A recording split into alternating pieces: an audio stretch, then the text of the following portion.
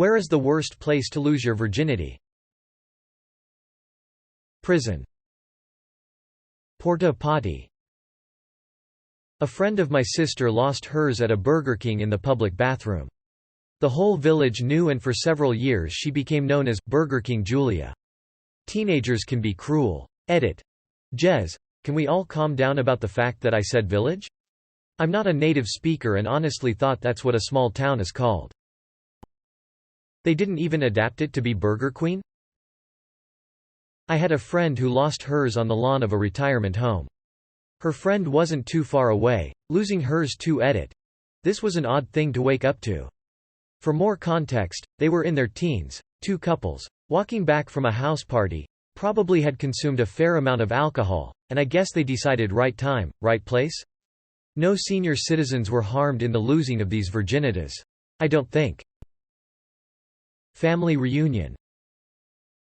Not where, but when is during the halftime show of the 2004 Super Bowl, where Justin Timberlake pulled off Janet Jackson's shirt and exposed her breast, so when your girlfriend's dad comes home and asks if we saw the halftime show and you unemphatically say, "Sure, yay, it was great." And then he becomes suspicious and checks all of the trash cans and finds a bloody condom and then physically throws you out of his house. At my house, but the doors were unlocked and my extremely religious aunt came over, and so I had to hide the guy in the closet, and she opened the door and I was like, "Oh, we were working on a physics project and I was worried you'd freak out if I had a guy over." LMFAOO. My aunt told my whole family for a year I kept getting asked at the family gatherings, "You got any new boys in your closet?" SMH. Not mine, but a friend's. He lost his in an abandoned warehouse on the floor, and from what I heard it was next to a dead rat as well. Mine was in an expensive hotel with rose petals on the bed. But she also insisted to put a dead rat on the bed. How strange. Romance isn't dead, but the rat is. Waterslide. Whatever you think you can pull off during the ride, you'll be at the bottom long before you can finish up. Don't even try, unless you're ready to face that consequence. And no, I'm not kidding. I've seen people try that. Not only is it highly impractical and an easy way to hurt yourself, there's just not enough time. An average slide from top to bottom takes about 11 seconds. If you want to accept that challenge, be my guest, but unless your name is Barry Allen, you probably can't pull it off. But hey, prove me wrong. It'd make for a pretty interesting brag story. Or not, depending on which part of the story people focus on. What am I supposed to do with the other 10 seconds, though? Most upvoted comment is about premature ejaculation. Never change. Reddit. At your funeral. Died a virgin. But not buried as one. Denny's parking lot. At your uncle's poker game. I'm all in. In the metaverse. The Zuck is watching you fuck. Confession booth. My first girlfriend and I lost ours on the beach. Seemed like a romantic idea going into it, but it got messed up multiple ways. Brought a sheet to put down. Turned out I grabbed a fitted sheet. Brought a candle for romantic firelight, forgot a lighter. It was windy and chilly. Sand got everywhere. And the actual sex lasted about 2 seconds, because I had the brilliant thought that it hurts the first time, so I'll stick it in as quick as possible to get the painful part out of the way. Cue 2 seconds of penetration and 15 minutes of consoling my poor girlfriend. A friend of mine lost his in a graveyard. He and the girl didn't have their houses available, and the car was tiny and had no backseat, so when driving by a graveyard she was like, "How about here?"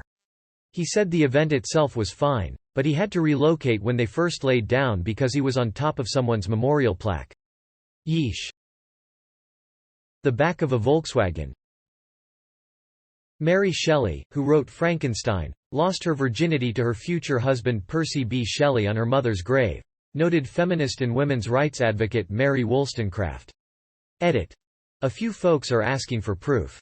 Link. She and Percy went there one night where they professed love to each other. Then P. Shelley wrote the day after that he had a new, real, birthday. Apparently Wollstonecraft also married Godwin in this cemetery. Shelley used to hang out there a lot for reading. Dates, probably also sex, etc. So it's possible it didn't really happen, but it seems strongly suggested, since people didn't usually write letters at the time saying, "I had sex," but rather wrote in euphemism. IIRC. I believe Percy was married at the time, to someone else. Both Percy and Mary Shelley were fascinated by death, cemeteries, corpses. Frankenstein doesn't portray the monster as a hideous thing, but rather follows its sentience and learning, an ultimate rejection by Frankenstein who fears his own knowledge, taking responsibility for what he created. It's also noteworthy that Frankenstein digs up bodies to build the monster. As a teen, P. Shelley used to hang out in cemeteries trying to raise the dead. And as someone else in the comments said, M. Shelley kept his calcified heart after he drowned in the Mediterranean after a fight with his longtime friend Leigh Hunt who wanted to keep it. Hunt met up with them in Italy. I've published scholarship on writers from this time period, which is how I'm aware of it. The story of them having sex on the grave is often repeated in biographies you read of either of the Shelleys, if not as fact, then as something probable and as a point scholars use to talk about Mary Shelley's relation to her mother, whom she didn't meet, died either in childbirth or while she was still an infant. I forget. Edit 2.